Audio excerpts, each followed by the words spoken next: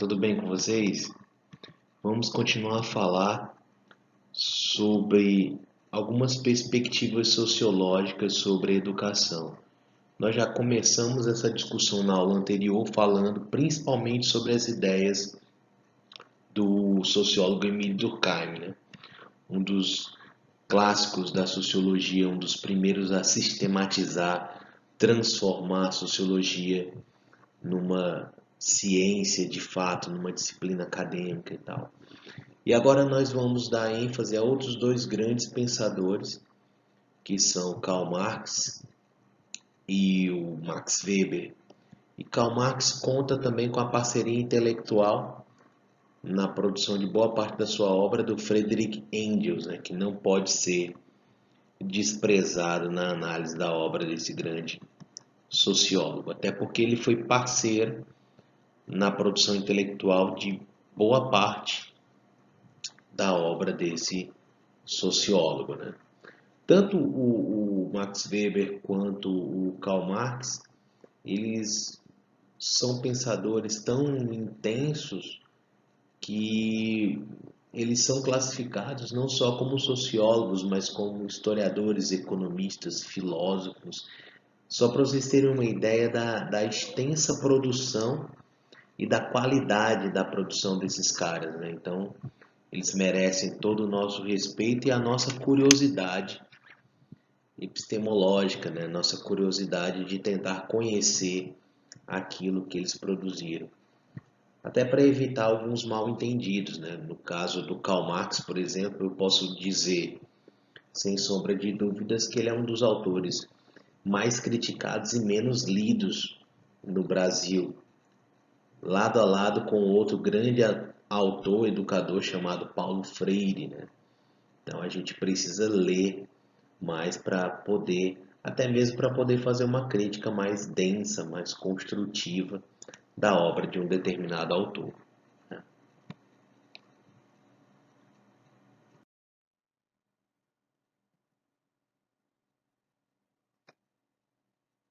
Então, como eu havia falado, a gente vai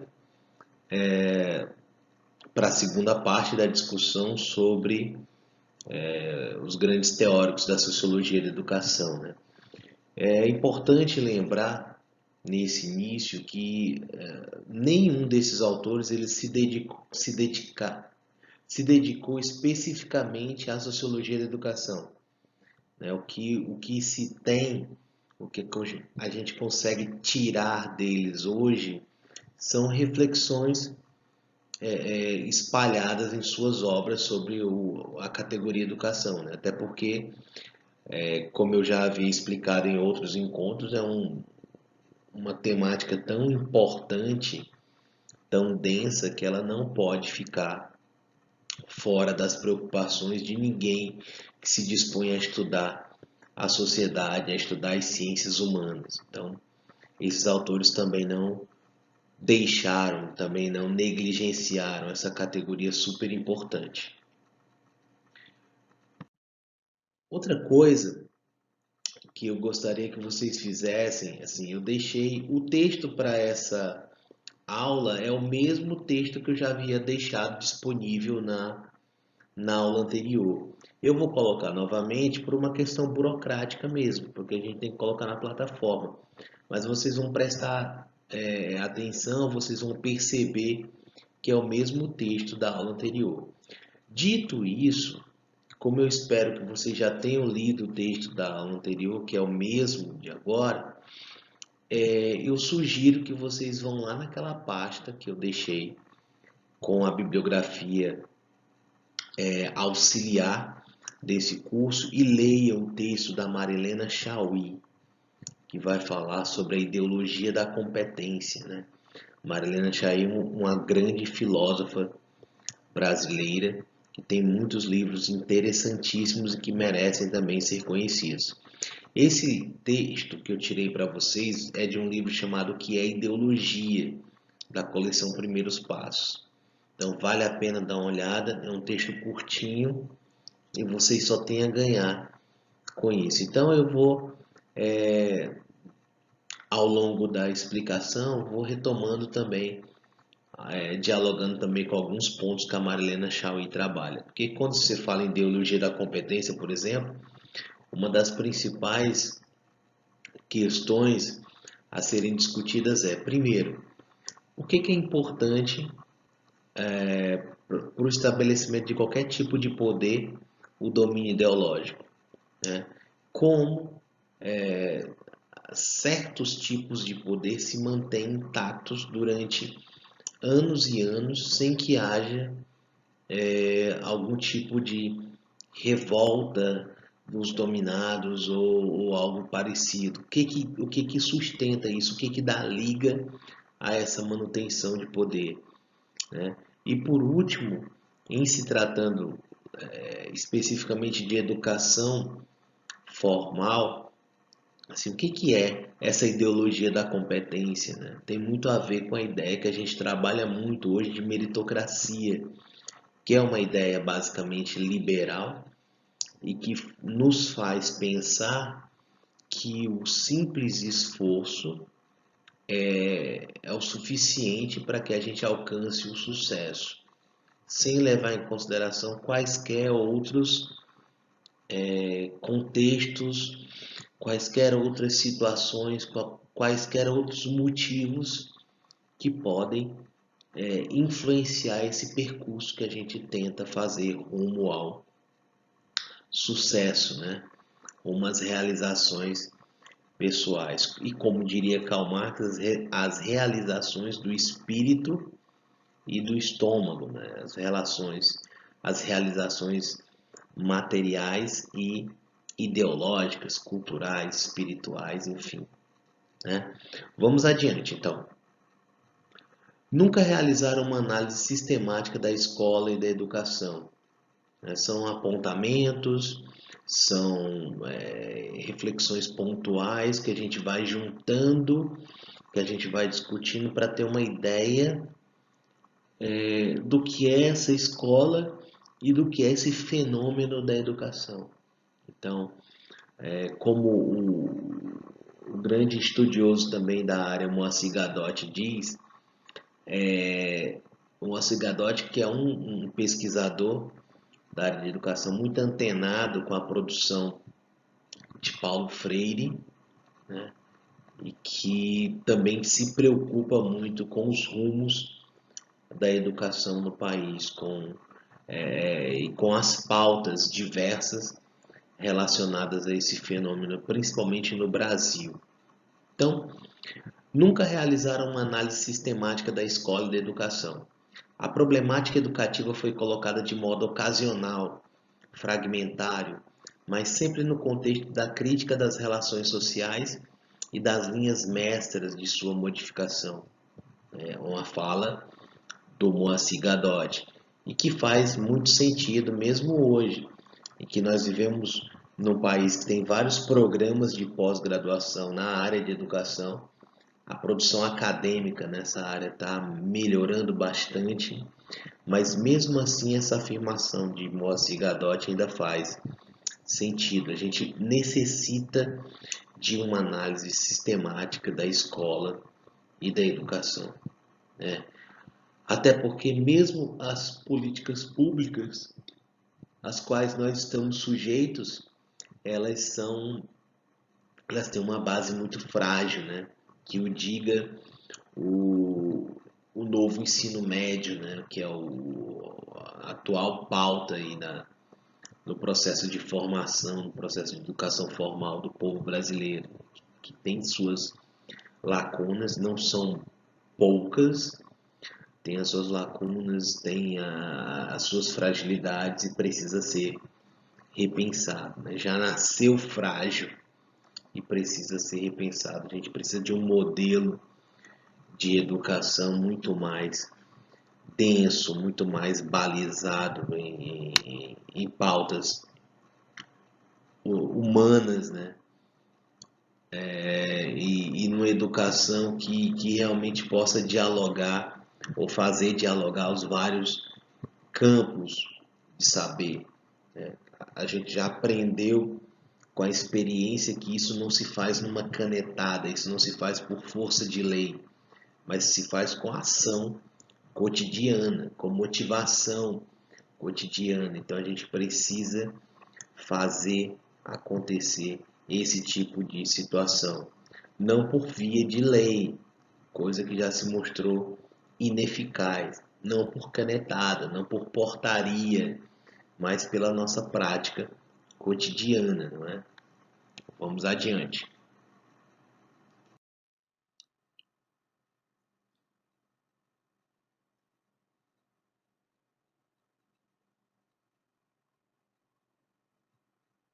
Marx e Engels,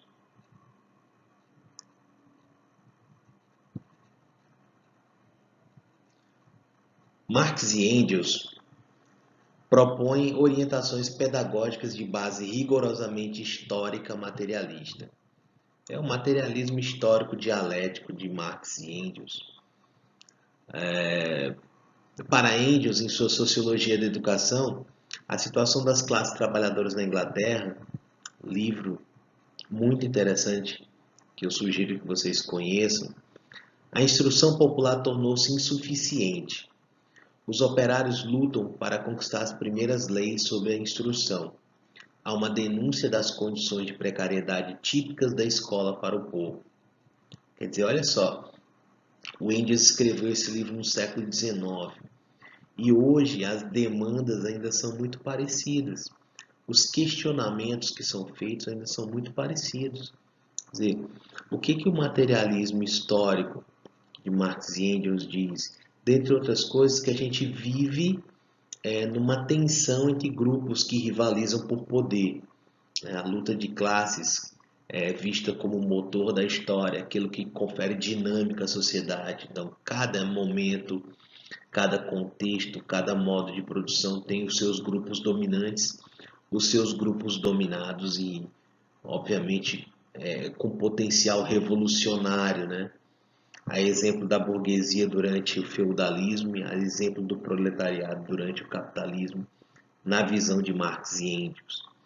Mas o que esses caras diziam no século XIX e que permanece até hoje? Em primeiro lugar, a educação voltada para o pobre, ela é precária. De fato, e aí eu volto a bater na tecla do novo ensino médio. Só para vocês terem uma ideia, a carga horária de ciências humanas caiu quase pela metade. E aí, como é que nós vamos fazer em relação a esse prejuízo? O que se quer no final das contas? Se quer, como diz o, o ex-ministro da Educação, né, que já foi afastado recentemente do cargo, a universidade é para poucos, né? Não é todo mundo que tem que batalhar por uma vaga na universidade. Olha que visão elitista. É uma visão que condiz com aquilo que a Marilena Chauí fala sobre a ideologia da competência, né? São poucos são aqueles que alcançam um razoável sucesso, né? O mundo ele é orquestrado dessa forma, enquanto poucos alcançam o sucesso, os outros eles são subjugados, eles são a eles são conferidas outras funções menos nobres, né? Que não as de comando, que não as aquelas bem vistas pelo restante da sociedade. Então, a mesma reclamação feita pelo Engels e no século XIX continua. E vocês acham que a educação pública ela é extremamente eficaz, extremamente de qualidade? Não, a gente tem um caminho muito longo a percorrer. Cada vez mais os desafios vão sendo impostos a todos nós, né? Precisamos lutar para melhorar essa educação pública, essa educação que é voltada para o filho dos pobres. E vem cá, vocês já pararam para pensar, por exemplo, que um indivíduo estuda a vida inteira numa escola pública com a intenção de entrar numa universidade. Como ele não consegue entrar na universidade pública, ele vai pagar para fazer um curso superior. seja pelo financiamento, FIES, ou seja com uma bolsa parcial ou total do ProUni. Mas alguém está pagando essa universidade. Enquanto isso, os filhos das elites, eles estudam a vida inteira na escola particular, mais estruturada, que não vai cortar essa carga horária em quase 50%, pelo contrário, vai manter e vai usar isso como estratégia de marketing para atrair os alunos. Esse cara passa a vida inteira estudando na escola particular para alcançar uma vaga na universidade pública. Olha que discrepância, né? Faz algum sentido? Por que esses caras procuram a universidade pública? Porque lá estão os melhores professores. Com todo respeito aos professores das faculdades, que são também muito bons e há colegas que são fantásticos e trabalham na rede privada, mas os professores mais qualificados, eles estão nas universidades públicas. Você tira pela dificuldade que é para você conseguir uma vaga de professor numa universidade pública. É muito burocrático, é um processo seletivo muito acirrado. Então, é por isso que muita gente vai procurar a universidade pública depois, que passa a vida inteira estudando na escola particular. Então, é um problema que se renova, né? Engels chama a atenção disso no século XIX e a gente continua batendo nessa tecla hoje. A coisa se intensificou. Para Marx e Engels, a ideologia alemã e manifesto do Partido Comunista, a educação é estritamente dependente da sociedade, da classe dominante. Veja bem, qual é a lógica, qual é a tese aí? A classe dominante, ela não detém só o poder econômico, o poder político, ela detém principalmente o poder ideológico. Como ela detém o poder ideológico, ela usa esse poder para determinar que tipo de instrução o povo vai ter e quais as funções das mais variadas escolas inseridas nesse sistema de ensino. Quem dá as cartas disso é o grupo que está no poder. É ele que vai dizer se a escola pública vai continuar tendo qualidade ou não, quais as demandas que ela vai atender. A gente ouve há um bom tempo aqui no Brasil muita gente falando sobre a importância dos cursos técnicos, né?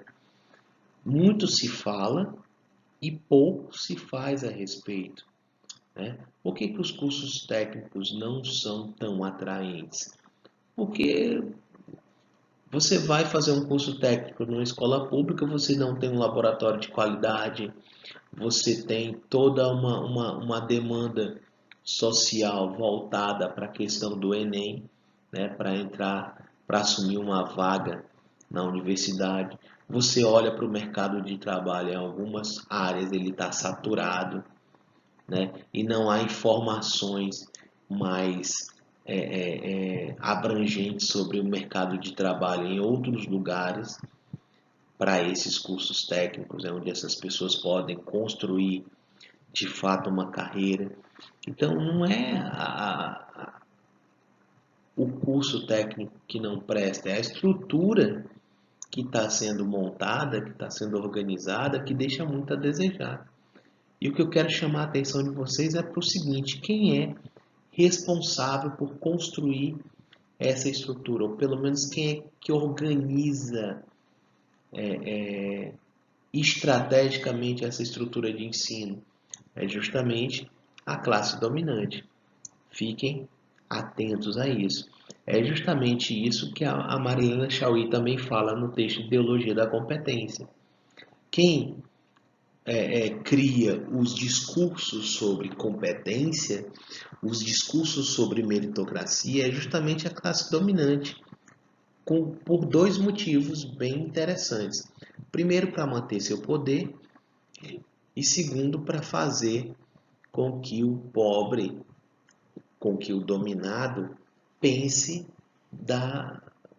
de uma maneira muito parecida com o dominante, guardadas algumas diferenças pontuais e que ele acredite que é possível alcançar o sucesso pelos seus esforços individuais. Quer dizer, é um discurso meritocrático. Volto a bater nessa tecla. Vocês precisam dar uma olhada no texto da Marilena Chauí, ok? Vamos adiante.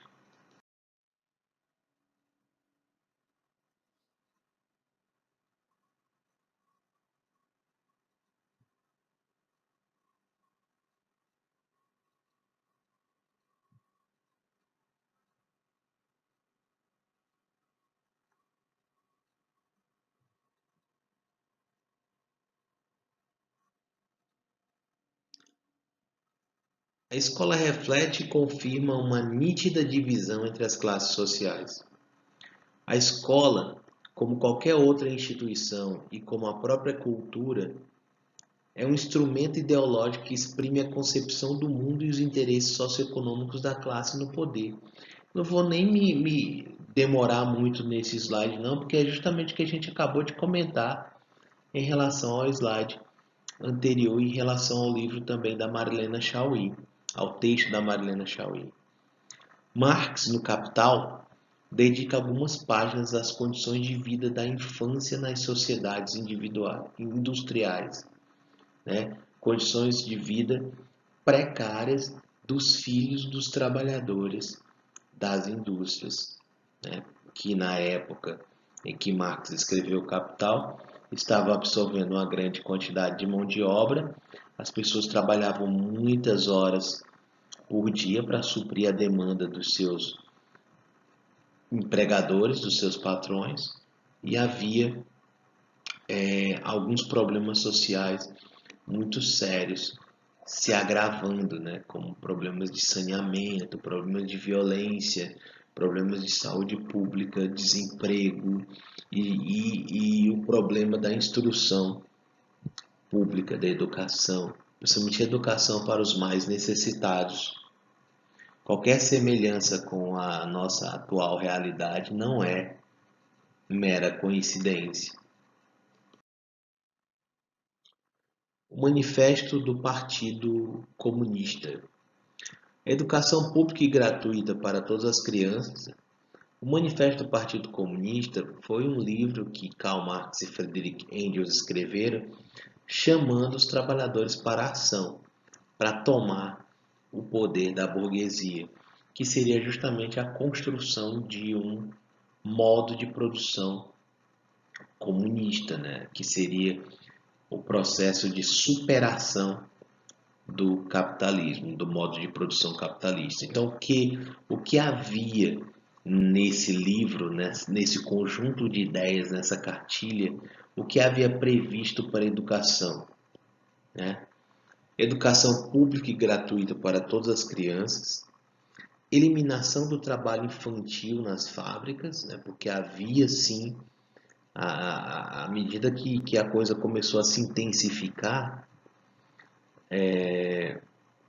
algumas crianças eram empregadas sim nas fábricas, trabalhavam muito para dar conta das demandas. Esses autores defendem o trabalho infantil quando ele tem um valor social, mas o trabalho infantil diferente daquele trabalho que é fruto de um processo de exploração capitalista, né? Seria algo mais ou menos parecido com o que nós temos hoje com o menor aprendiz, né? O jovem que começa a estagiar em alguma empresa e a tomar contato com o mercado de trabalho, né, para ir se familiarizando aos poucos com aquilo que ele vai encontrar mais adiante, né, ao terminar o ensino médio, o ensino técnico, o ensino superior. Então é um programa interessante que nós temos hoje, mas pouco abrangente. Na ideia desses dois autores, do Marx e Engels, seria algo bem mais abrangente, né? Associação entre educação e produção material. né? Uma educação obviamente preocupada com a formação intelectual, mas também voltada para questões mais técnicas, né? Ligadas ao cotidiano e à produção da vida material, né? A gente tinha um embrião aí, né, nas ideias de Marx e Engels do que seriam as escolas técnicas no futuro, né? Que é justamente o tema desse próximo item aí. Educação politécnica, que leva à formação do homem omnilateral, como um todo, mental, físico e técnico. Então, o ensino que esses caras pensavam era um ensino integrado, tal qual o ensino que nós, teoricamente, temos no Instituto Federal do Piauí, mas e nos institutos federais como um todo. Por que eu digo teoricamente? Porque, de acordo com o que está escrito, de acordo com a lei, nós temos um ensino técnico integrado ao médio. Mas essa integração, como eu disse para vocês agora há pouco, ela não se dá por força da burocracia. É algo que acontece no cotidiano. E isso, infelizmente, em muitos lugares, em muitas escolas, em muitos institutos federais, vem acontecendo a passos muito lentos. Em alguns lugares isso é quase inexistente. Inseparabilidade da educação e da política. A educação política é algo fundamental para ser discutido na escola.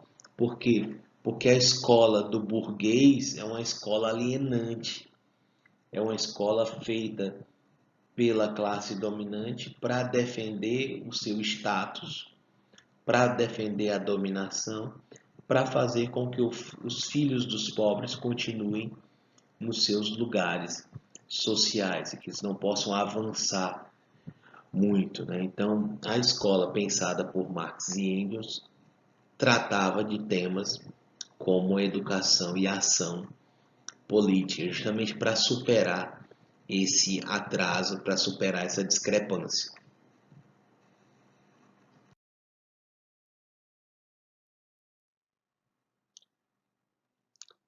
Para Marx e Engels, não é possível falar de educação sem referir-se à realidade socioeconômica e à luta de classes, que a caracteriza e sustenta. Acabei de falar sobre isso.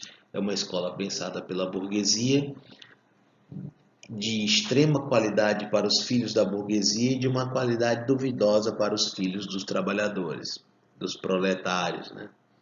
Para pegar um termo utilizado pelo Karl Marx, né? Que precisa ser revisto, né? Por isso que essa luta de classe precisa ser conhecida e pensada, refletida, criticada na escola. A proposta educativa de ambos desenvolve-se em torno do papel fundamental atribuído ao trabalho no âmbito escolar, um trabalho produtivo ligado à fábrica e, através dela, à sociedade no seu conjunto. Seria, de fato, uma educação integrada, né, com aspectos técnicos, com aspectos mais voltados ao plano intelectual, ao plano espiritual, aos cuidados com o próprio corpo.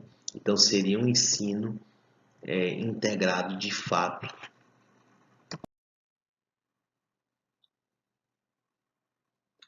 Ao lado do trabalho, Marx sublinha a importância da instrução. Primeira, formação espiritual.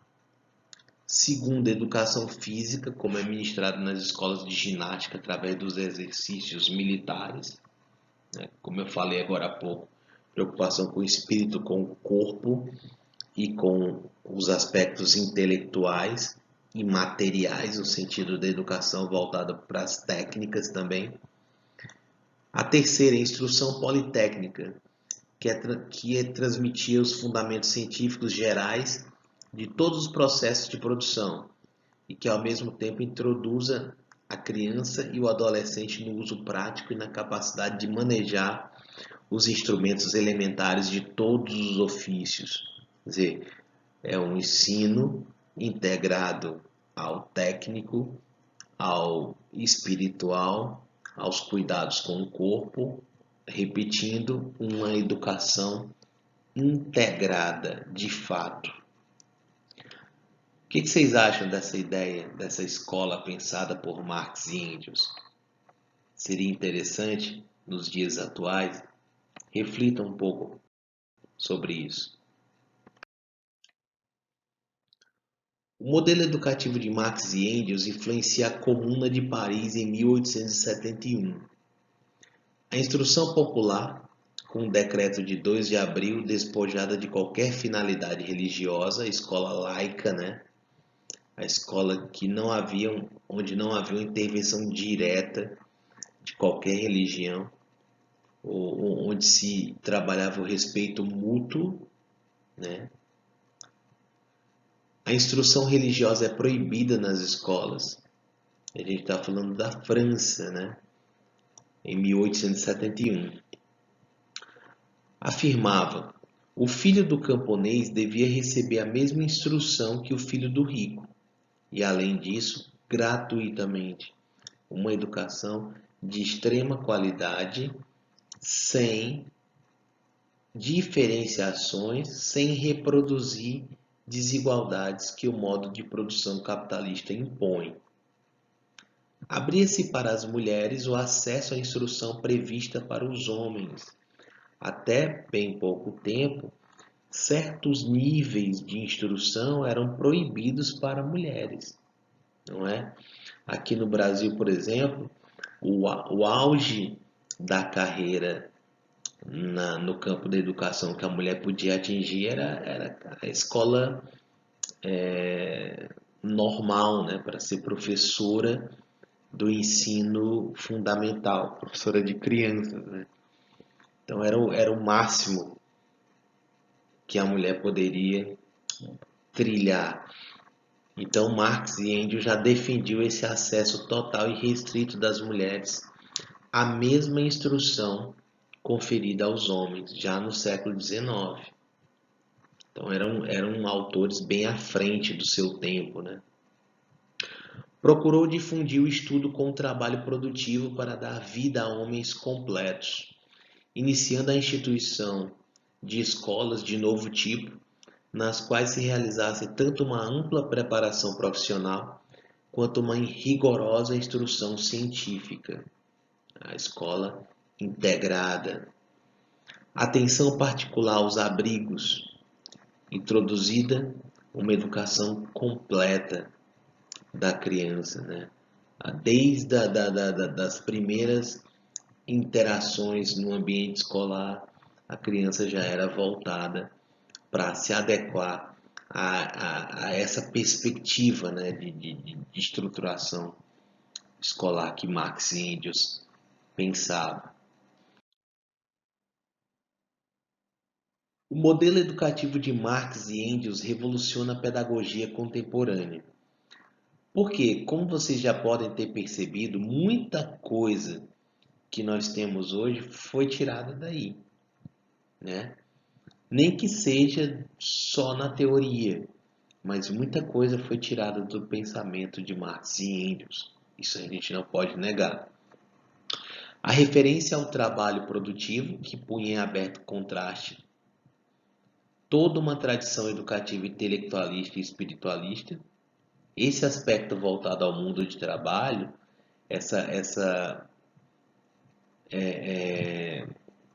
esse olhar para o ensino técnico, isso não existia até bem pouco tempo. A educação que era voltada para as elites, ela bebia nessa tradição intelectualista e espiritualista, descrita no item anterior.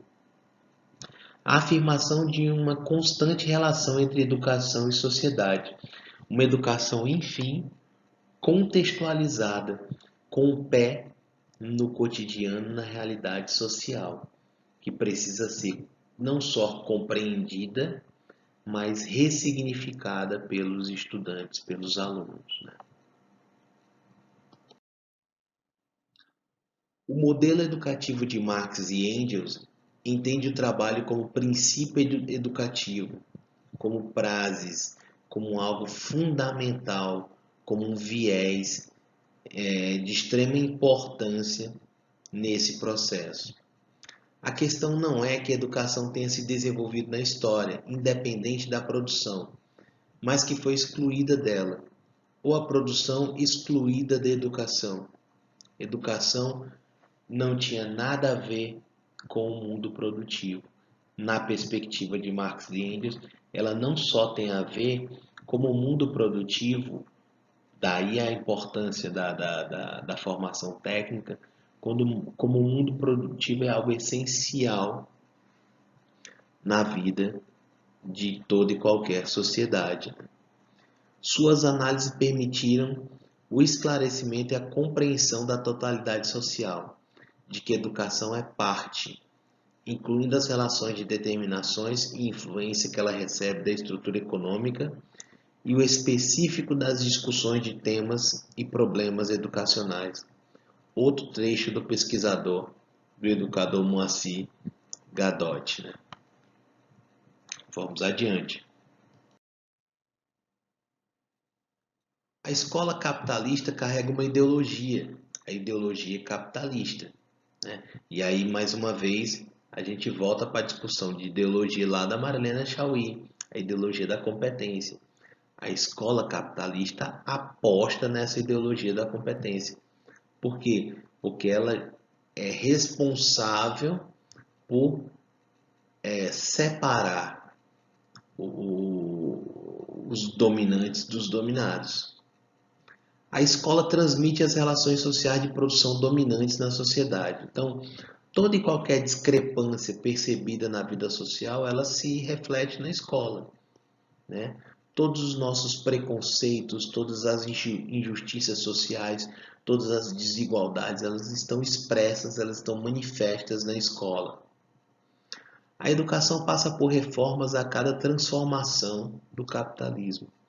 E essas reformas têm se mostrado incipientes.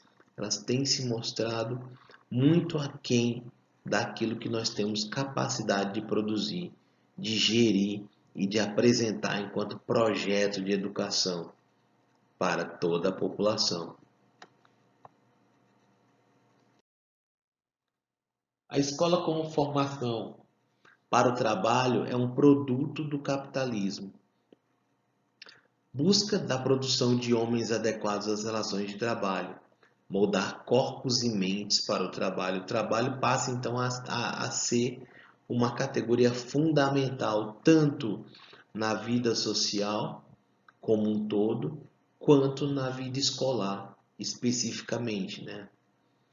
A escola não é somente uma forma de inculcar as relações sociais de produção, mas também uma conquista dos operários. Por quê?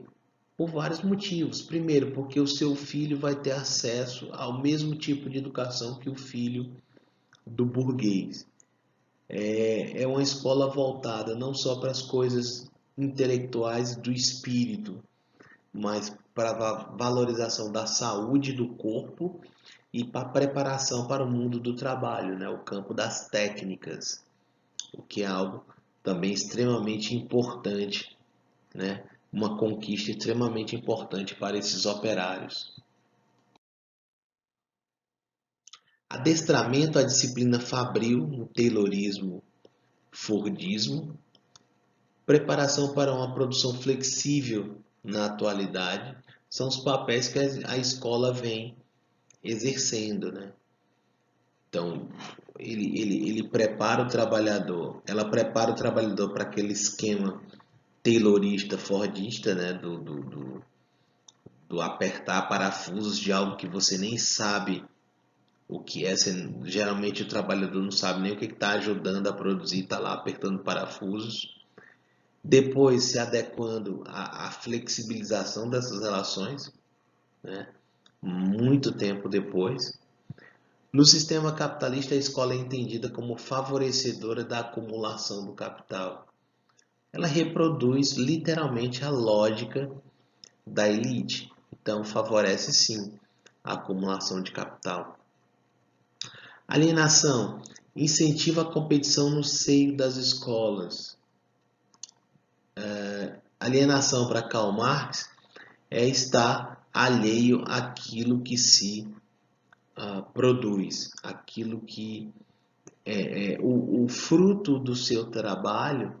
Quando você é alienado, ele é meio difuso, você não consegue delinear, você não consegue perceber de fato do que se trata, né?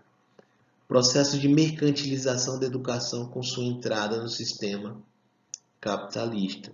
Nesse processo de mercantilização, trazendo para essa discussão para os dias de hoje, a gente pode ver a proliferação de escolas privadas, de faculdades privadas, oferecendo de tudo que você possa imaginar para atrair clientes. Deste modo, até hoje temos mecanismos que nos conduzem ao trabalho, como, por exemplo, o fato de que só sobrevivemos se nos vendemos no mercado de trabalho. De acordo com Karl Marx, era aquilo que o trabalhador comum tinha de seu e que podia ser vendido, era justamente a sua força de trabalho, que era vendido barato para o patrão, sendo que aquilo que você ajuda a produzir ultrapassa aquilo, o valor que você recebe, né? Tudo isso que ultrapassa vai e fica com o patrão. É chamado de mais-valia, né? Esse excedente. Divisão mão-cérebro. Quem não se identifica com o trabalho dito intelectual, escolar, é conduzido para o trabalho manual. Então há também essa triagem, né?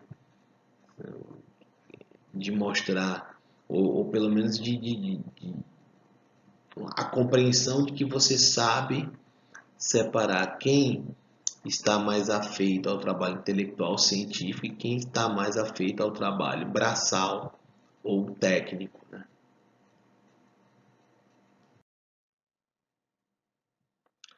Pensar a educação para além do espaço escolar nos sugere pensar o quê? Uma escola transformadora da realidade social, emancipadora. Quem batalhou por isso? Quem pensou isso? Quem teorizou sobre isso? O próprio Moacir Gadotti, que nós citamos aqui, e um pensador brasileiro que é respeitado no mundo inteiro, chamado Paulo Freire, que vem, infelizmente, sendo atacado por pessoas tão ignorantes que nunca se deram ao trabalho de ler uma página sequer escrita por esse grande autor brasileiro.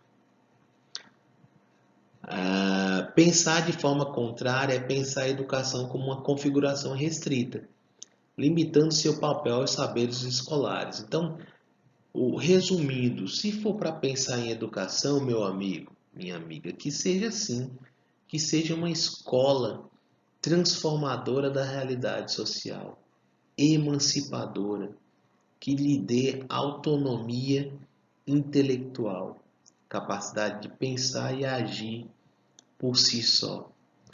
Se essa missão for cumprida, a escola conseguiu atingir um outro patamar, o patamar desejável por esses autores.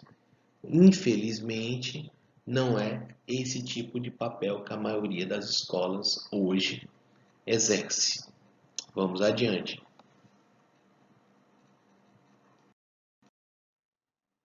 O que Weber pensa sobre educação? Lembrando que esses três autores que eu comentei aqui, Durkheim, Marx e Weber, estão naquele texto que eu deixei para vocês na aula passada e estou mandando novamente nessa aula, o mesmo texto. A educação para Weber é o modo pelo qual os homens são preparados para exercer as funções que a transformação causada pela racionalização da vida lhes colocou à disposição. Para Weber, a sociedade estava em vias de um processo de racionalização, de burocratização. Então a ciência ganhava espaço e essa escola devia se adequar a essa nova configuração de sociedade. A lógica da racionalidade, da obediência à lei e do treinamento das pessoas para administrar as tarefas burocráticas do Estado foi aos poucos se disseminando. Então, para Weber, a escola era o lugar responsável por formar burocratas, por formar pessoas que seriam responsáveis por administrar essas tarefas do Estado, a organizar de certa forma a vida social. A racionalização e a burocratização alteram radicalmente os modos de educar. Não é mais o mundo do sobrenatural e dos desígnios de Deus ou dos imperadores. E aí ele está fazendo menção àquela educação que era que tinha um pé ou os dois pés em algum aspecto religioso, né? Então Weber percebe que uma mudança muito grande nesse sentido está acontecendo. Então não é mais o mundo do sobrenatural, é o mundo do império da lei e da razão. Mais uma vez, a palavra-chave do pensamento do Weber, que é racionalidade. Educar no mundo assim certamente não é o mesmo que educar antes dessa grande transformação provocada pelo advento do capitalismo moderno. Weber foi um dos grandes teóricos do capitalismo. Como assim? Ele fez uma análise, algumas análises incríveis desse modo de produção. Uma delas é um livro que se tornou um clássico chamado A Ética Protestante e o Espírito do Capitalismo, em que ele vê quais foram as estratégias traçadas pela burguesia para tomar o poder. Primeiro, alcançar o poder sobre as mentalidades, o poder ideológico, para em seguida alcançar o poder político de fato. Vale a pena dar uma lida nisso. Quais são as finalidades da educação para o Weber? Primeiro, despertar o carisma. Não é propriamente uma pedagogia, né? Preparar o aluno para uma conduta de vida, a pedagogia do cultivo, né? Transmitir o conhecimento especializado, pedagogia do treinamento. Nesse sentido, ele dialoga com o Karl Marx, né?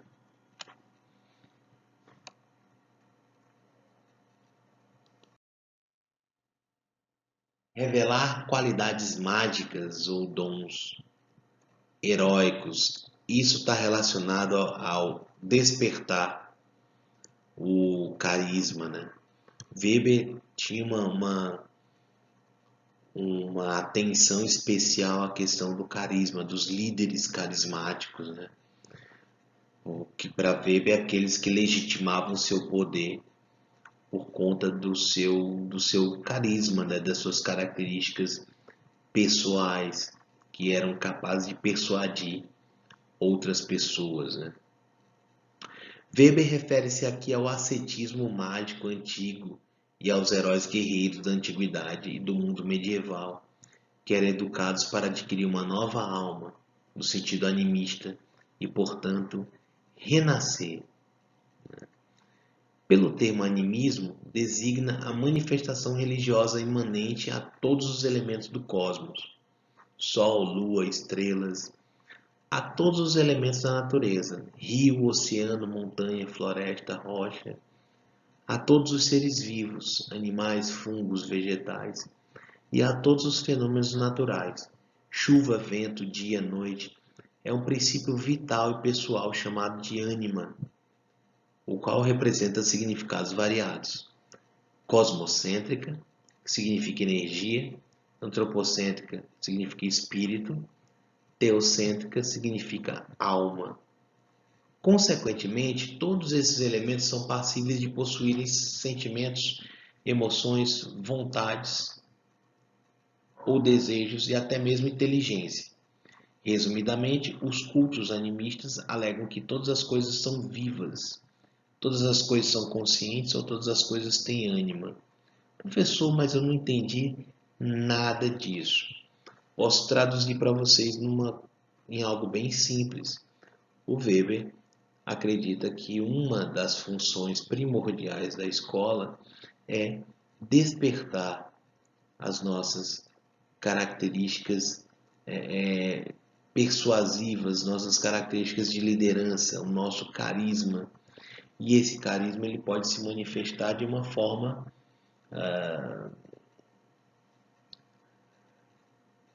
mágica, né? De uma forma quase espiritualizada. Afinal de contas, os grandes líderes carismáticos são pessoas razoavelmente espiritualizadas, cheias de, de empatia, né? Então, todas essas características, elas seriam de responsabilidade da escola, de acordo com Weber. Elas seriam despertadas no cotidiano escolar, de acordo com Weber. Em relação à pedagogia do cultivo, ela procura formar um tipo de homem que seja culto, onde o ideal de cultura depende da camada social para a qual o indivíduo está sendo preparado, e que implica em preparar para certos tipos de comportamento interior, ou seja, para a reflexibilidade, e exterior, ou seja, um determinado tipo de comportamento social. E aqui você já vê uma diferença em relação a Marx e Engels, né? O Weber admite que a escola ela prepara o indivíduo de acordo com a sua classe social, né? De acordo com sua camada social, como está descrito aí no slide. E ele não propõe nada que possa equalizar isso. Ele só afirma que a escola reproduz essas diferenças, né? Pedagogia do treinamento. Com a racionalização da vida social e a crescente burocratização do aparato público de dominação política e dos aparatos próprios, as grandes corporações capitalistas e privada, a educação deixa paulatinamente de ter como meta a qualidade da posição do homem na vida e torna-se cada vez mais um processo de preparo especializado com o objetivo de tornar o indivíduo um perito.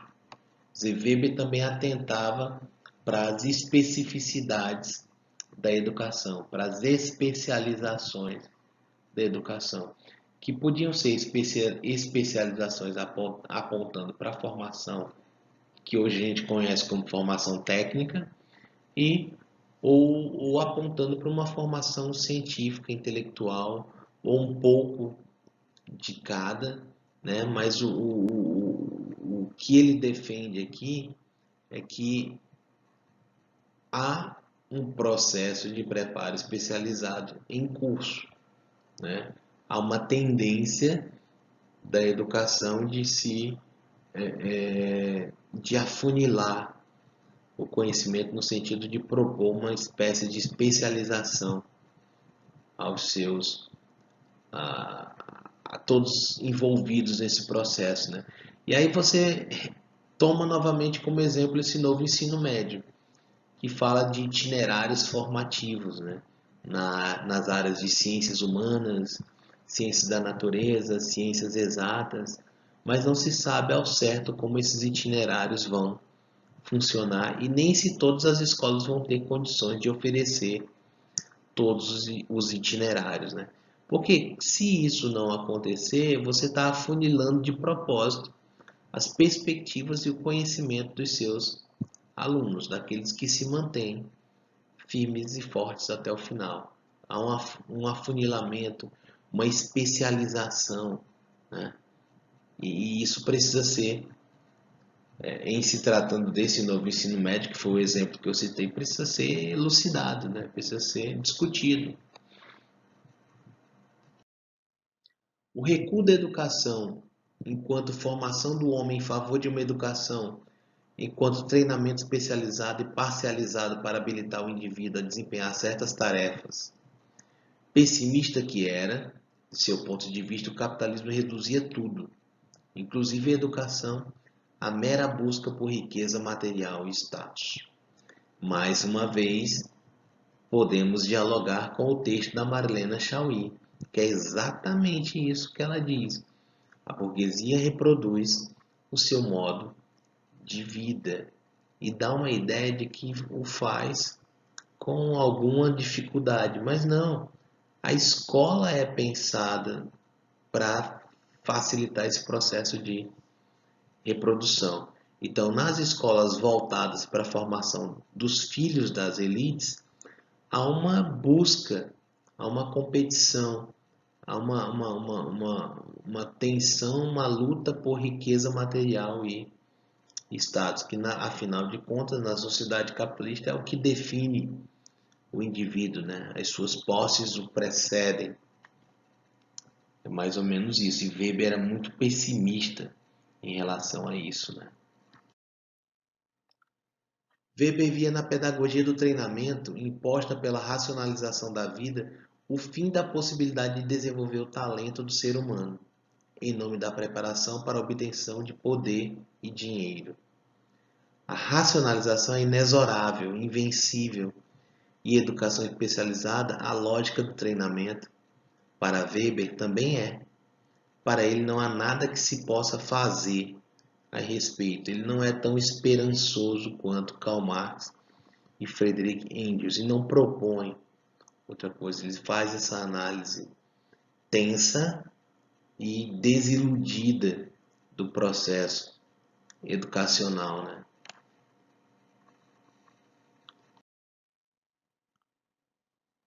Para encerrar, a educação enquanto processo formal de aprendizagem social está envolvida numa pedagogia de treinamento com vista a formar o especialista, né, que possui uma competência técnica específica destinada a ocupar um lugar na vasta organização de uma grande empresa ou órgão público burocratizado.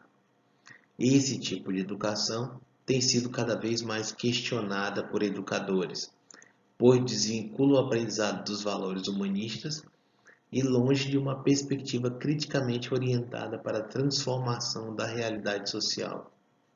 Quer dizer, é o resumo do quanto de pessimismo há em Weber em relação a esse aspecto. Não, como a gente viu no slide anterior, não há nada que se possa fazer.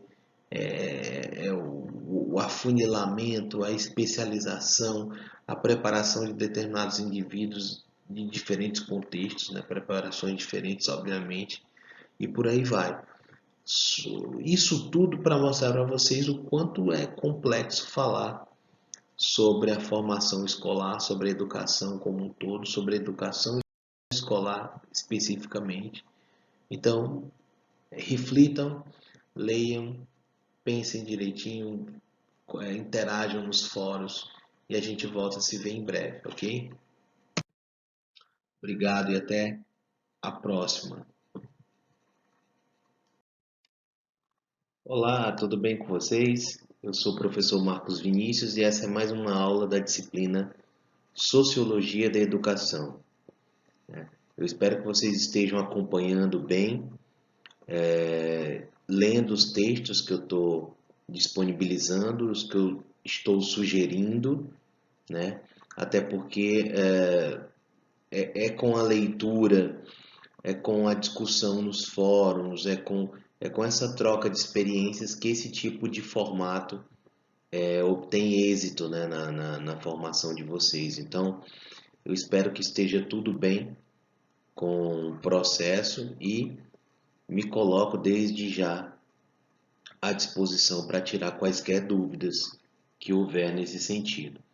Nas aulas anteriores, nós falamos sobre as perspectivas sociológicas do processo educacional, né? E agora nós vamos falar especificamente sobre o ato de educar e tudo que envolve esse processo, né? Uma discussão da qual nós não podemos fugir, nós não devemos evitar, pelo contrário, é uma discussão que nós devemos fazer de forma enfática, né? Porque ela é cada vez mais urgente na nossa realidade. Então, vamos a ela.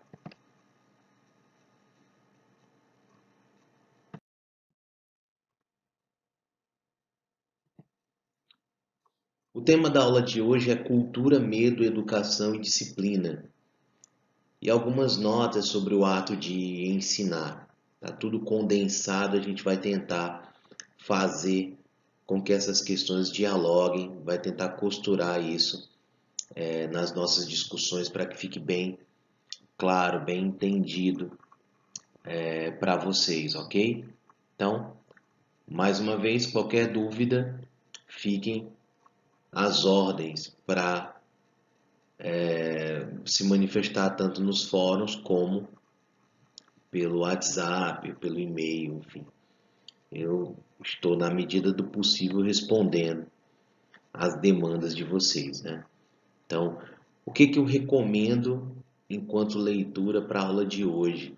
Eu quero que vocês deem uma olhada naquela pasta que eu disponibilizei e passem, façam uma leitura, mesmo que rápida, dos textos de Alípio de Souza Filho, Medos, Mitos e Castigos, o texto de Carlos Rodrigues Brandão, O que é Educação, e, se possível, retomem a leitura daquele texto de Marlena Chauí na aula passada, que fala sobre a ideologia da competência.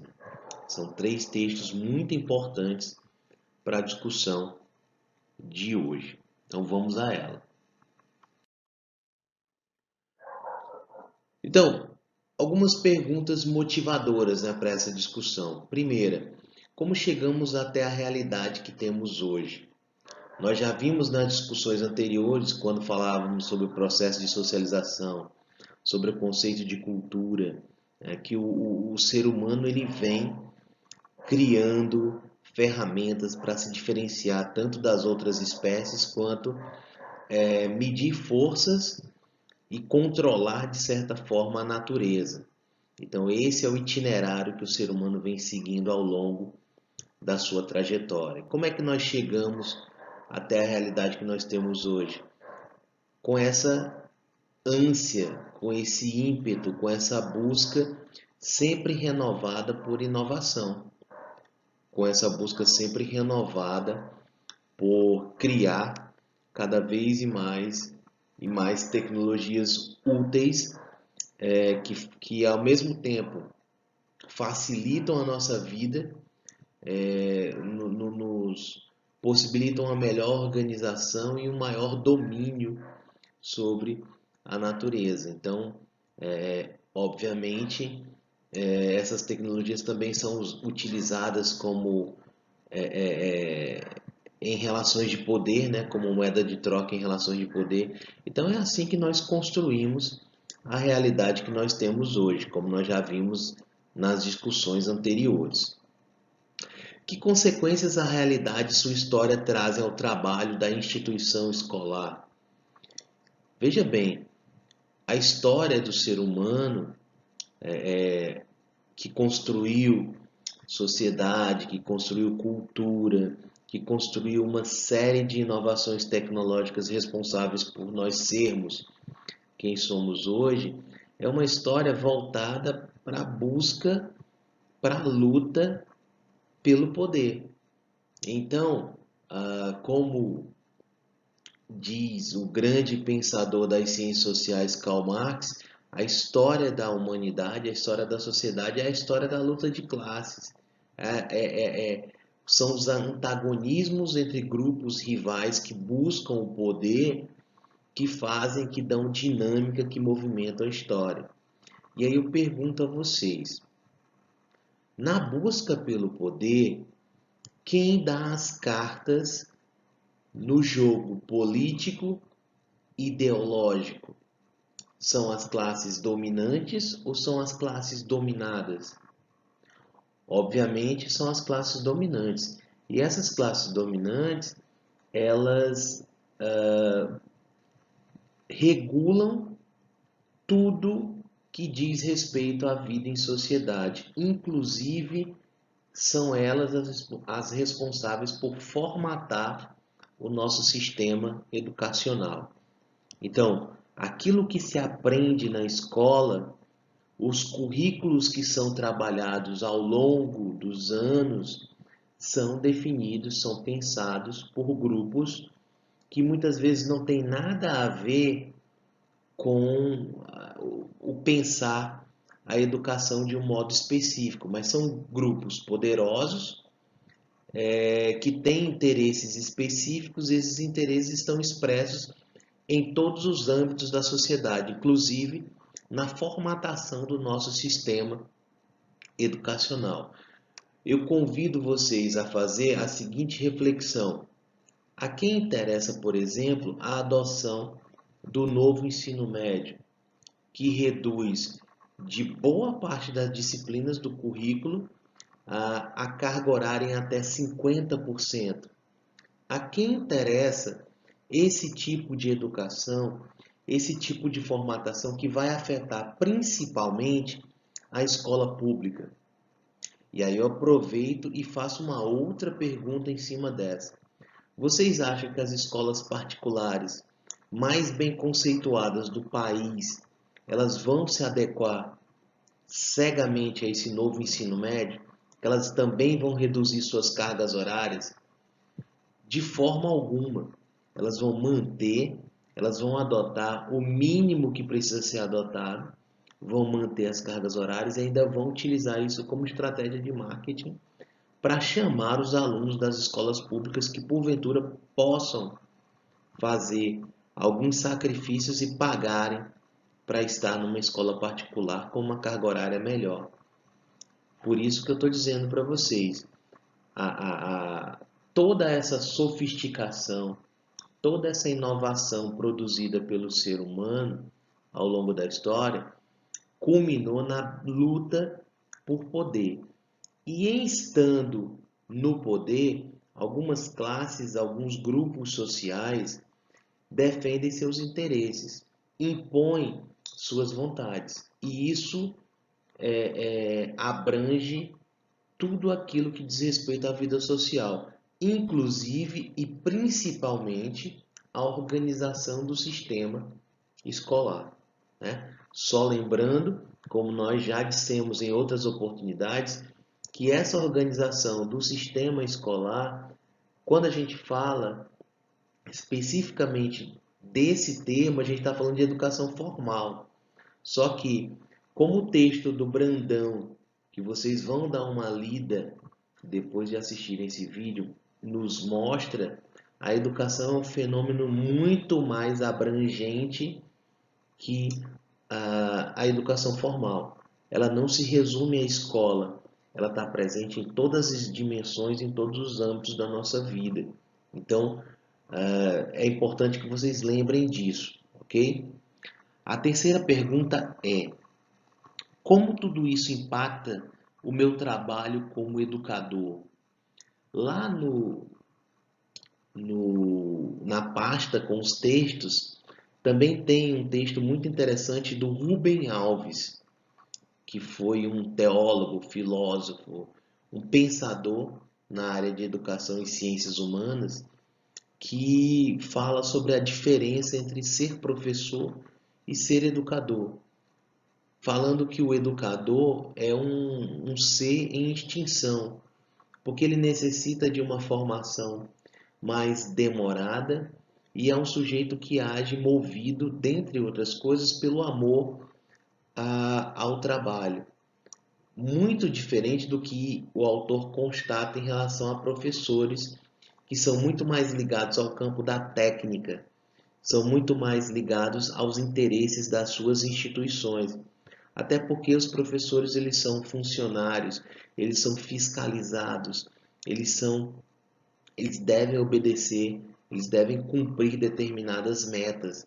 Então, Rubem Alves enxerga com muito pessimismo essa mudança de patamar em que nós estamos percebendo a presença de cada vez mais professores, funcionários técnicos ligados às instituições e cada vez menos educadores. Então, também é um texto muito bom, de fácil leitura e que vale a pena ser lido.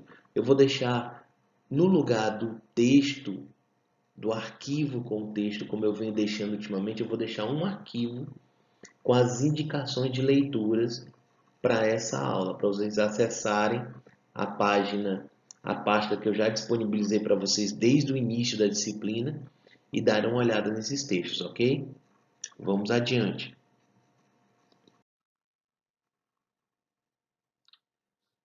E aí você tem um quadro que mostra alguns parâmetros a serem observados na passagem da sociedade pré-industrial à sociedade industrial.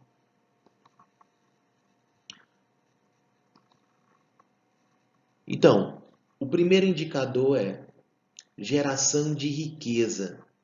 Como é que a gente pode perceber isso na sociedade pré-industrial? Qual era o indicador de geração de riqueza? Terra e mão de obra. Quanto mais terra, mais poder. Quanto mais mão de obra, mais retorno em forma de taxas, de impostos, enfim. A gente está falando de que época? A gente está falando do modelo feudal, ok? Sociedade industrial envolve a utilização do capital, da máquina, da matéria-prima e da mão de obra.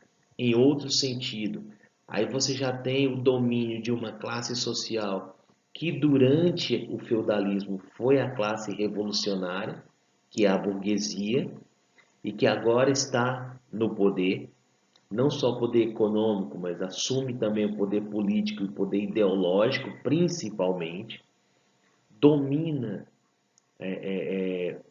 a posse do capital, a posse da maquinaria, a posse das matérias-primas e o trabalhador que migrou do campo para a cidade só dispõe de uma coisa para vender, que é a sua própria força de trabalho. Essa é a organização, essa é o parâmetro de geração de riqueza da sociedade industrial.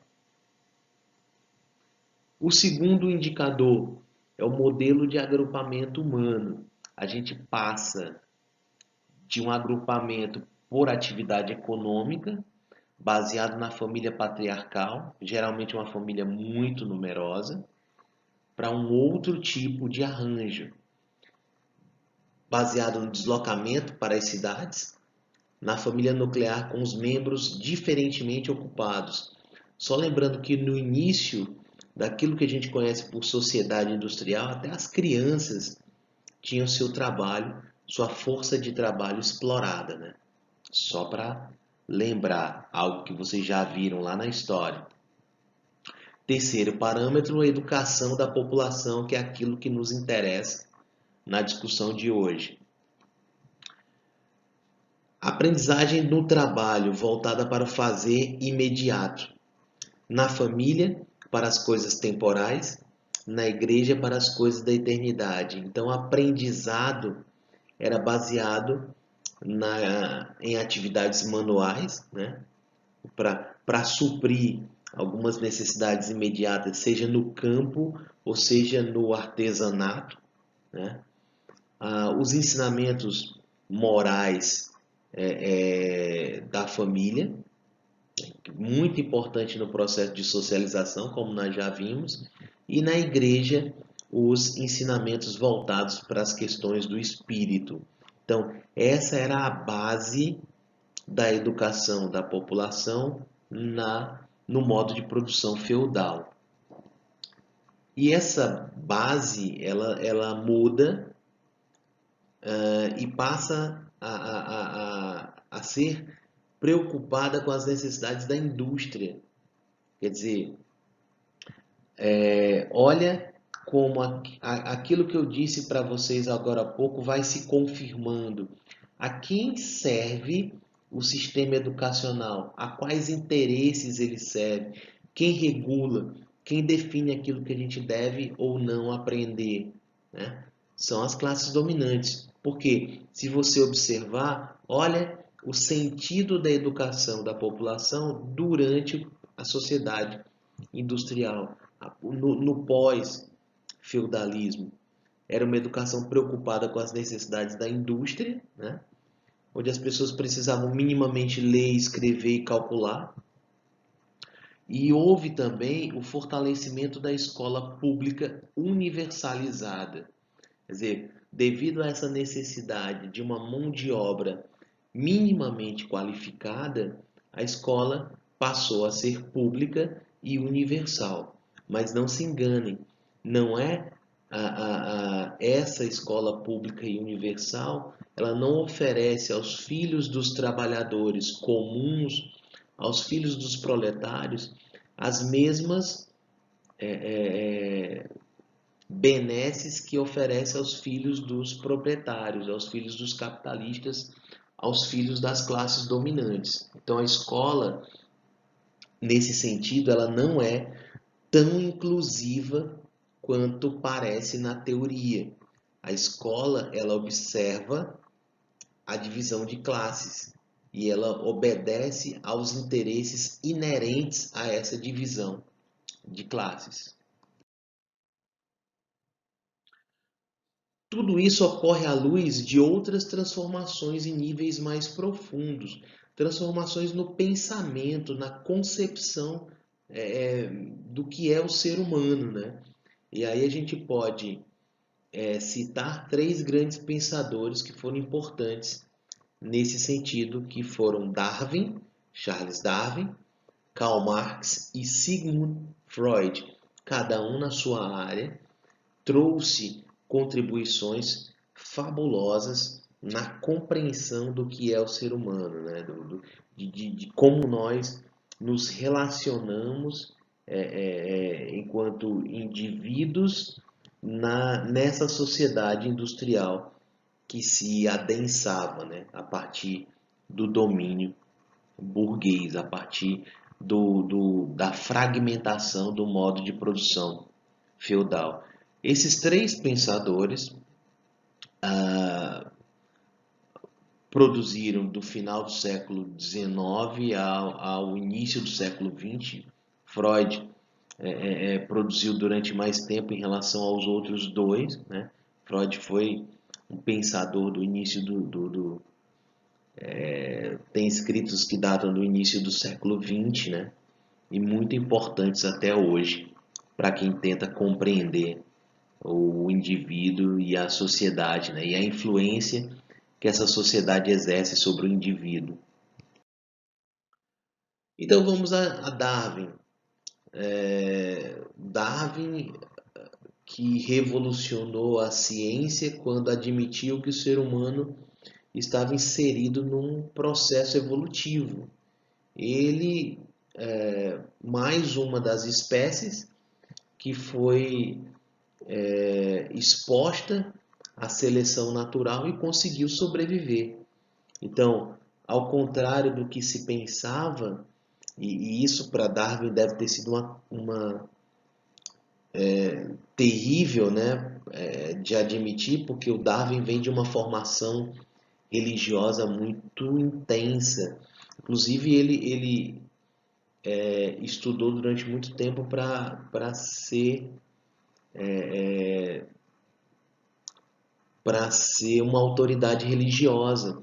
E de repente os seus estudos apontam para uma outra questão, para uma outra narrativa que ele até hesitou em defender, mas depois decidiu e trouxe as suas ideias para revolucionar a ciência, né? Então, o ser humano passa a ser, ele muda um pouco a imagem de senhor do mundo e passa a ser uma espécie inserida numa cadeia evolutiva, né?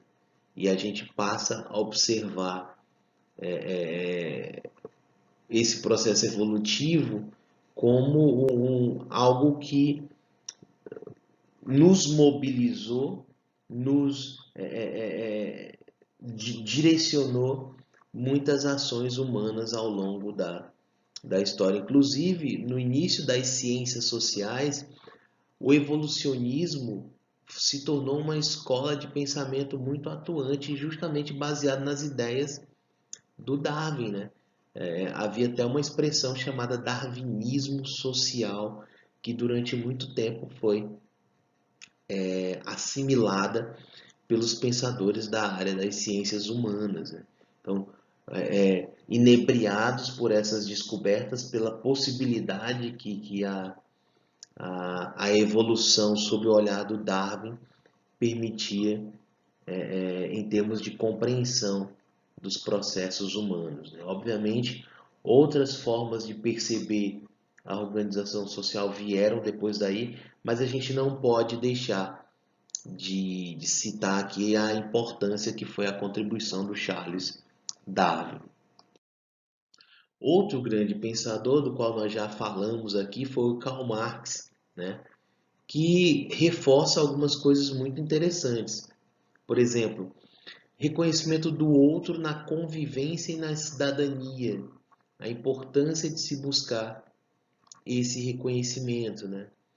Aquilo que somos não é algo herdado, mas sim socialmente construído. Vale ressaltar que o Karl Marx era um pensador que supervalorizava os contextos, né? Inclusive, na sua forma de ver a sociedade, ele mostrava como o modo de produção, como a superestrutura, como a infraestrutura, ou seja, como os contextos aos quais nós estamos inseridos, como as questões sociais relevantes para um grupo numa determinada época são determinantes das relações sociais. Então, nisso ele dialoga muito com o outro pensador na área das ciências humanas, da sociologia especificamente, que é o Émile Durkheim, né?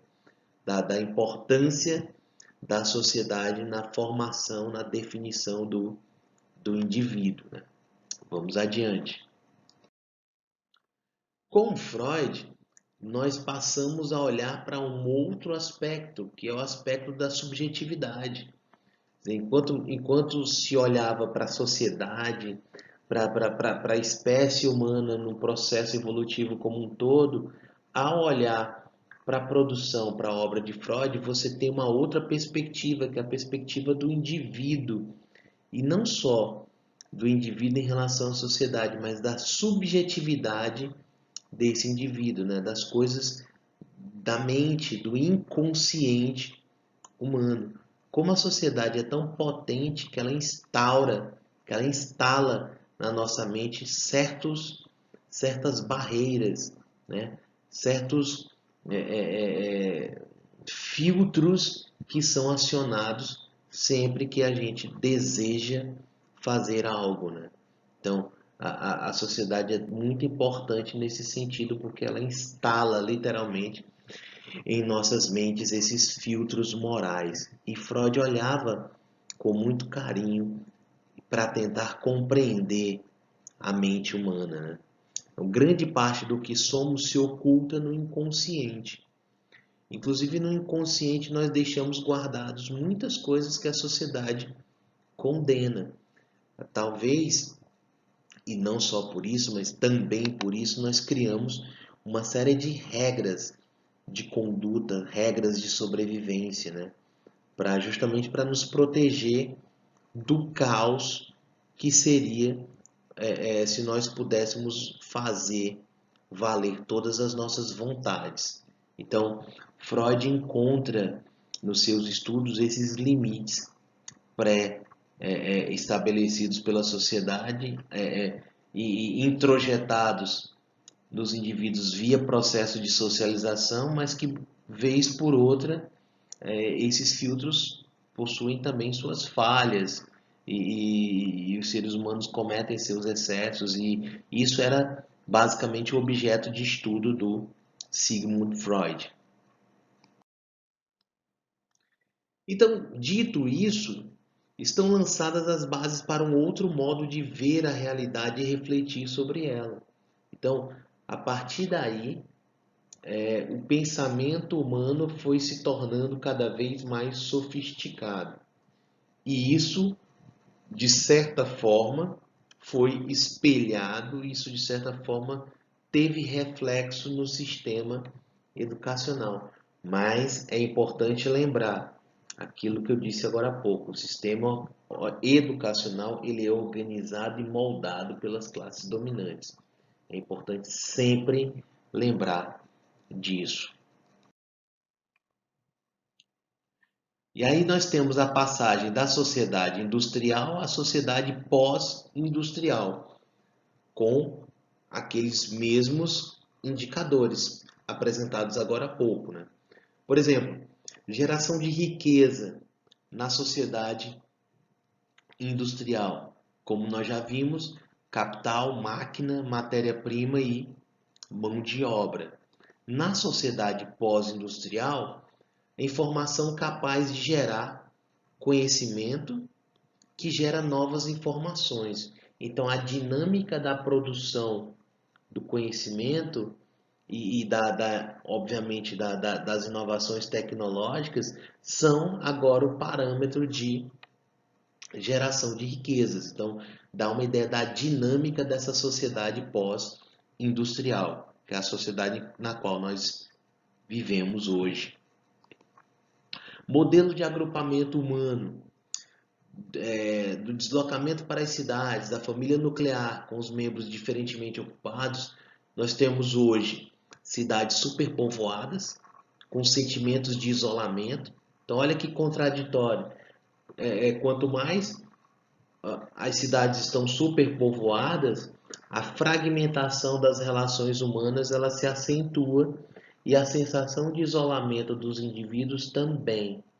Então, se Durkheim olhasse para esse quadro, ele diria que nesse contexto o que prevalece é a solidariedade orgânica, é aquela em que os indivíduos se unem por interesses mútuos, somente por aquilo que um pode oferecer ao outro. Então são ligações pontuais, não é à toa que as relações estão cada vez mais fragmentadas, né?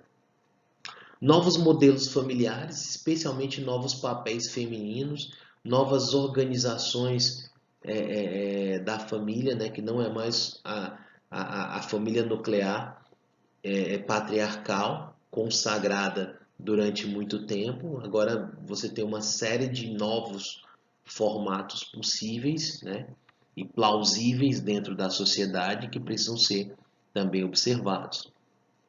No que diz respeito à educação da população, nós temos, enquanto na sociedade industrial, como nós vimos, ela é preocupada com as necessidades da indústria e com os conhecimentos básicos, né, como ler, escrever e contar. Tivemos o fortalecimento da escola pública e universalizada. O que nós temos hoje é que, além de ler, escrever e contar, que são os conhecimentos básicos, a gente precisa atender a outros pilares da educação na contemporaneidade, que é o aprender a ser, aprender a conviver, aprender a fazer e aprender a aprender. E aí, nesse sentido, eu recomendo que vocês leiam um educador e cientista social muito importante chamado Edgar Morin. Eu já citei esse sociólogo em outra discussão, em outros slides que nós vimos aqui, mas vale a pena dar uma leitura num livro.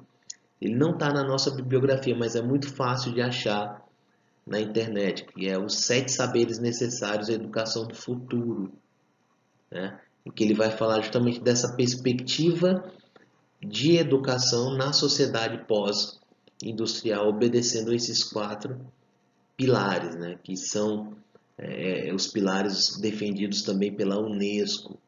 Então, o Edgar Morin dialoga com isso e estabelece os 7 saberes necessários à educação do futuro. Uma leitura que vale muito a pena, eu recomendo para vocês. Que consequências a realidade e sua história trazem ao trabalho da instituição escolar? Quer dizer, como a escola se relaciona com o contexto, com a realidade, como ela dialoga com isso? Nós já vimos que aquilo que se discute, a forma como a escola se estrutura, se organiza, obedece a interesses específicos. Mas como ela lida com isso, de fato? Como tudo isso impacta o meu trabalho em sala de aula? Será que eu tenho liberdade de cátedra? Que tipo de profissional eu posso ser, né, sabendo de tudo isso que eu sei agora sobre a organização dos currículos, sobre a organização da escola? E aí eu volto àquela discussão que eu sugeri para vocês do Rubem Alves, né? Eu sou, nesse sentido, um educador ou um professor? Eu sou aquele cara que pensa a educação como um todo, e que está totalmente inserido, imerso nesse processo, ou eu sou aquele funcionário padrão ligado a uma instituição e muito mais preocupado em cumprir as metas estabelecidas por essa instituição. E aí eu já engato uma terceira pergunta. Vocês conseguem visualizar um meio termo nesse processo? Entre ser professor e educador? Olha quantas questões essa situação pode gerar. Por isso que a leitura do texto do Rubem Alves é extremamente necessária. E aí você tem várias situações no campo da subjetividade, por exemplo, quando você tem uma identidade fragmentada, falamos sobre isso agora há pouco, com aquela tendência ao isolamento. Questões ligadas à cidadania, né? O isolamento social pode prejudicar essa noção, o próprio exercício da cidadania, né? Porque o indivíduo isolado, ele se distancia da divisão do trabalho, ele se distancia do grupo. E a ação no mundo, a forma como esse indivíduo interage, a forma como esse indivíduo contribui para a sociedade, né, num contexto de trabalho flexível. Esse conjunto de apontamentos, de termos, é baseado na obra de Delors, né, que também vale a pena dar uma lida. E aí você tem a relação do aluno com os pilares. Aprender a ser, aprender a conviver, aprender a fazer.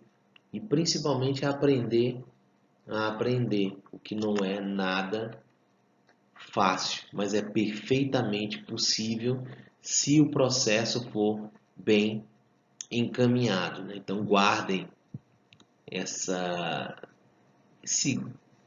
esqueminha aí, que ele é muito importante.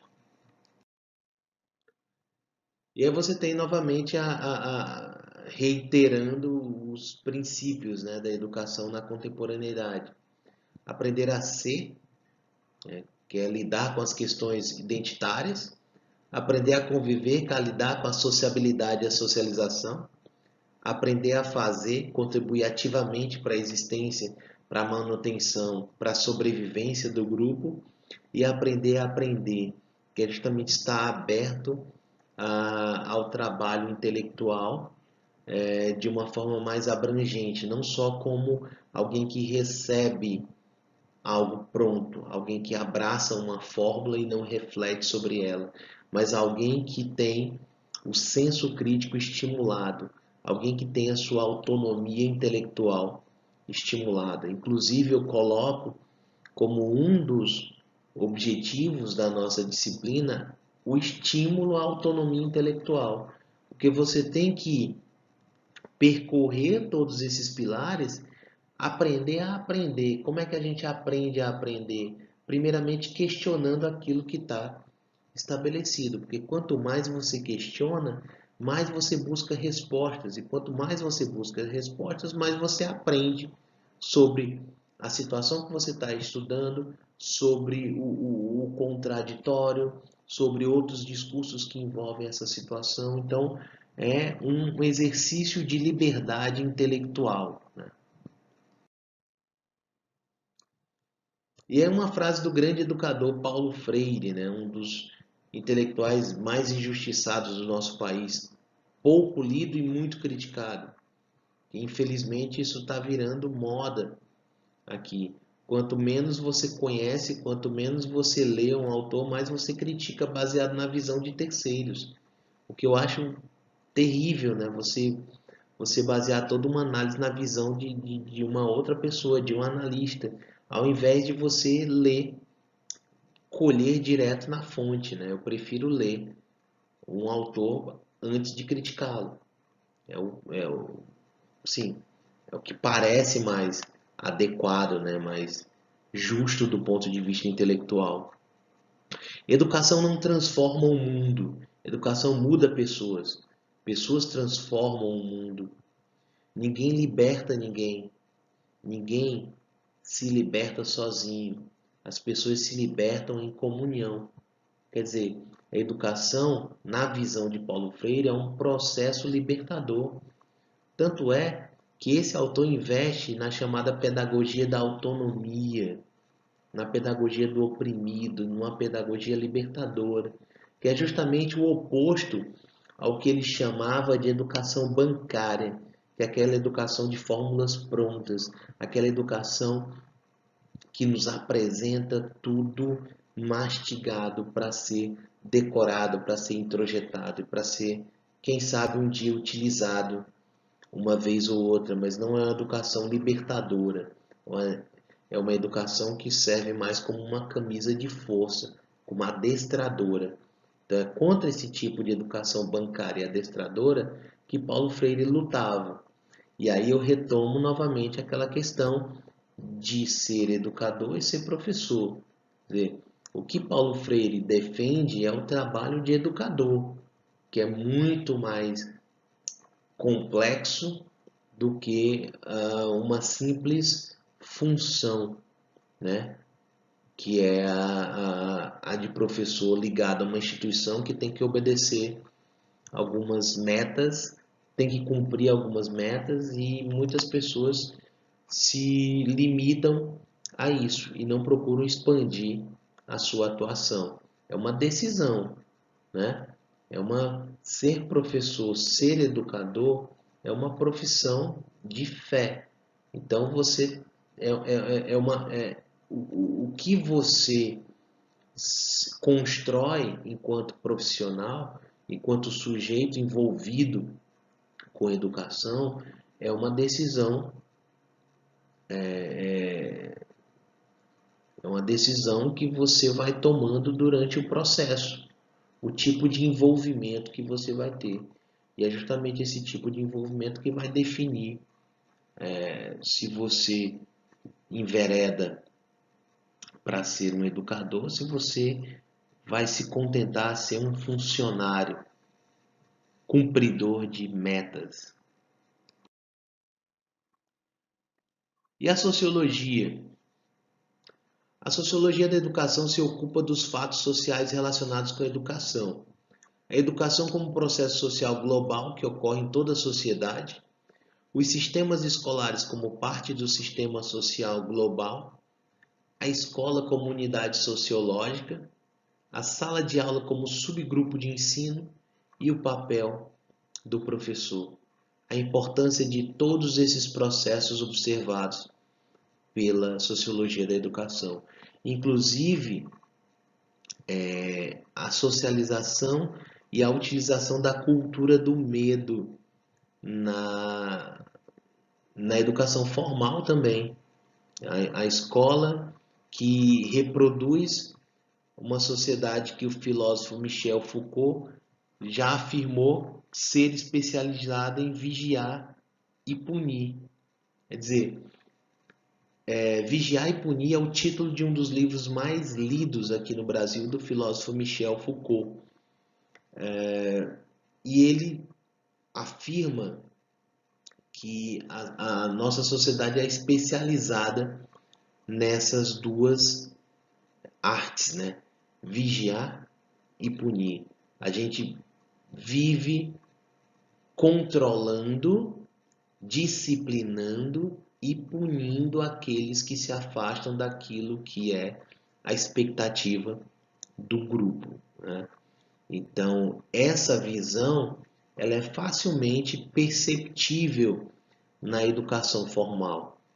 Durante muito tempo, professores poderiam desferir castigos físicos aos seus alunos. Para quê? Para dar o exemplo, para que os outros sentissem medo da punição, porque nós somos socializados na chamada cultura do medo.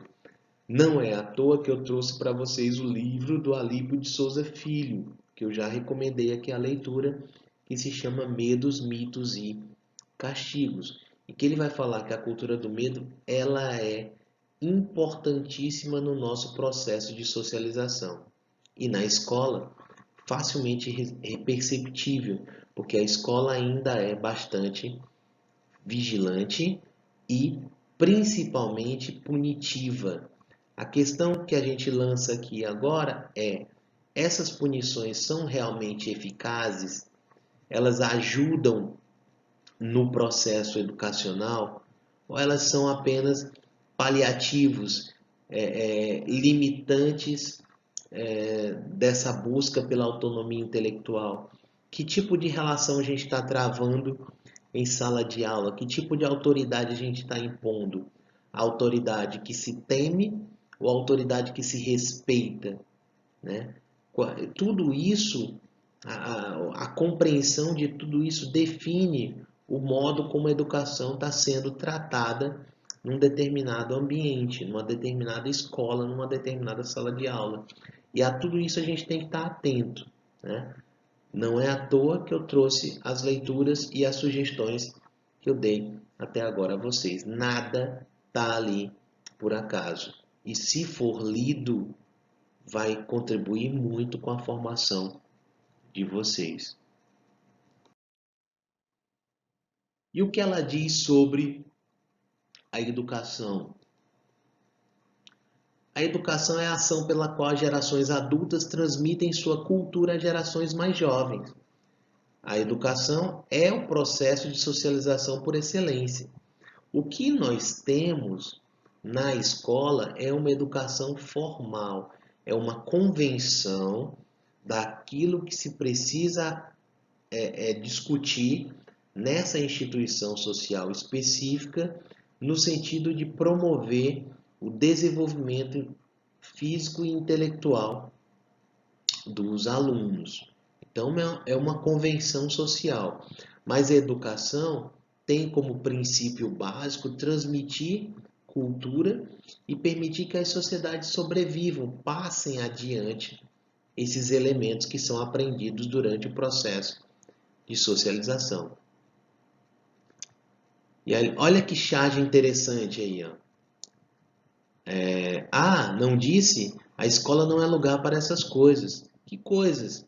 Ideias, sonhos, desejos, curiosidades, sentimentos, sexualidade, política, experiências pessoais, tudo aquilo que é relevante, que diz respeito ao sujeito, que molda, que forma o seu caráter, que forma suas experiências, numa escola,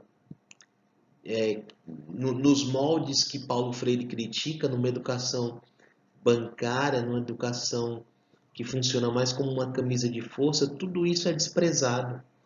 Então, as experiências exteriores, a escola, elas não são percebidas e muito menos valorizadas.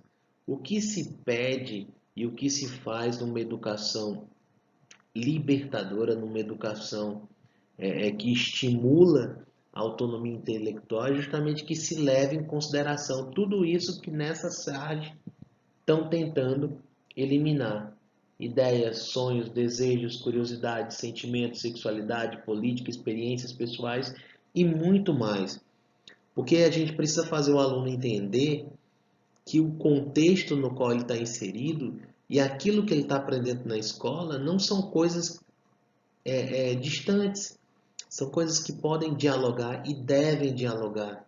É isso que dá sentido ao conhecimento formal. É quando você consegue colocá-lo em prática. É quando você consegue encontrar um sentido nisso, olhando justamente para o seu cotidiano. E é isso que a escola deve estimular. É isso que nós, educadores, devemos estimular. A cultura é um tipo de educação assistemática, porque ela não segue currículo, ela não tem uma estrutura que funciona como camisa de força, ela é simplesmente uma ação de socialização, de educação das gerações mais velhas para as gerações mais jovens, sem um roteiro específico, né? E aí você tem essa educação sistemática relacionada à vida social e a educação sistemática relacionada a uma legislação. no caso da legislação educacional brasileira, a chamada LDB, Lei de Diretrizes e Bases da Educação Nacional. E aí você tem, obviamente, enquanto a socialização do cotidiano é a sistemática, você tem a educação sistemática que justamente diz respeito às escolas em geral, com seus currículos e que tais. E o que ela diz sobre educação? A educação tem por função socializar, integrar gerações imaturas na sociedade. E aí você tem mais uma charge, né? Uma criança sendo alimentada e ela diz não gosto, e o adulto diz é para o seu bem. E olha o tamanho da carga nessa colher. E olha que nomezinho está escrito lá, matemática. Muita gente tem medo danado. Muita gente se pela, que diz que não gosta de estudar matemática. Mas a questão é que muitas vezes essas pessoas não são estimuladas, elas não são desafiadas a enveredar por essa área. Então, nós que estamos envolvidos nesse processo, nós temos o desafio de cativar, de conquistar esses estudantes, esses alunos, para que eles percebam o quanto a matemática é interessante e o quanto ela está envolvida no dia a dia, né? Não é à toa que nós temos hoje os projetos integradores que buscam justamente mostrar como a matemática está inserida no cotidiano, na cultura popular, e que ela faz muito mais sentido do que parece. Então, a gente precisa incorporar às nossas aulas elementos que possam fazer com que os alunos percebam o quanto essa matemática é importante, né?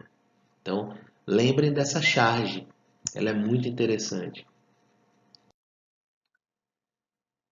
Desenvolver as sociedades em geral e os indivíduos em particular. Essa é uma das funções da educação, né? E aí você tem uma crítica, mais uma crítica à escola, assim como naquele vídeo que eu deixei para vocês na aula passada, né? Que é uma crítica ferrenha à educação escolar.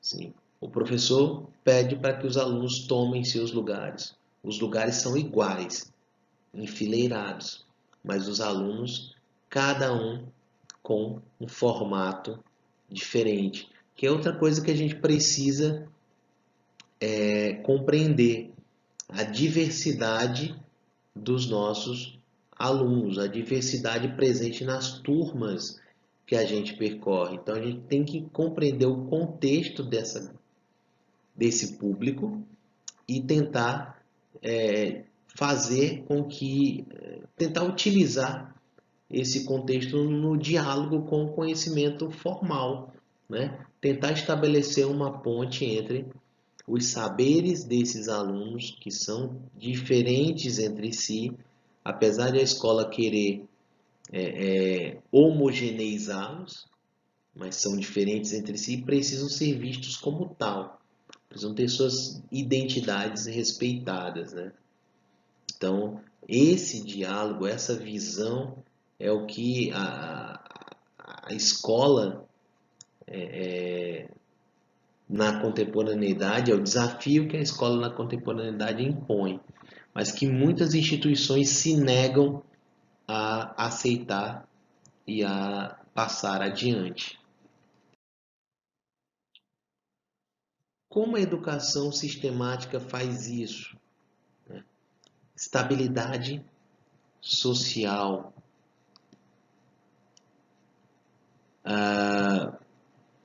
Há uma falsa ilusão de que homogeneizar é criar um ambiente de estabilidade. E aí eu pergunto a vocês, eu deixo essa pergunta para que vocês possam refletir. Homogeneizar é sinônimo de estabilidade? Ou dialogar com as diferenças é sinônimo de estabilidade? Em qual das situações nós precisamos e devemos investir? Pensem nisso.